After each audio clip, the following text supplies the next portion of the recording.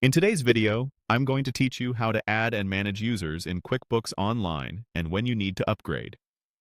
First, sign into your QuickBooks Online account. Once you're in, look to the top right corner and click the gear icon, also called Settings.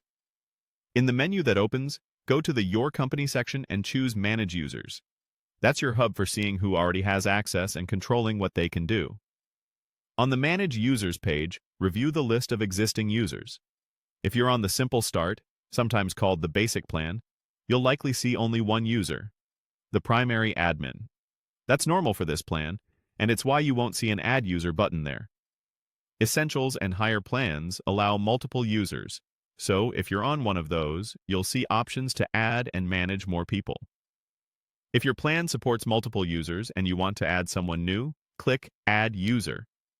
Choose the user role that matches the level of access they need, such as limited access for day-to-day tasks or broader access for managing accounts.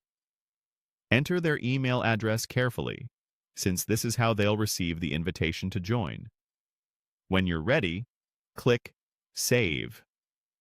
QuickBooks will send the invite, and once they accept, they'll appear in your list. If you see a message that says Upgrade Required when trying to add a user, that means your current plan doesn't include additional users. Click Upgrade Your Plan and select Essentials or a higher tier to unlock multi-user access. If you decide not to upgrade, you can continue using QuickBooks Online as a single user without any changes to your existing data. You can also manage the people who already have access.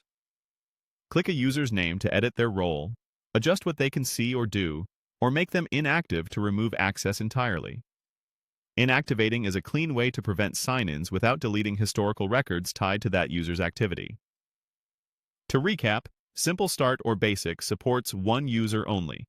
Essentials and Higher allow you to add more users and tailor their access. Use Manage Users to keep your team's permissions accurate and secure as your business evolves. That's it. You now know how to add and manage users in QuickBooks Online and how to handle the upgrade prompt if it appears. Thanks for watching, and I'll see you in the next tutorial.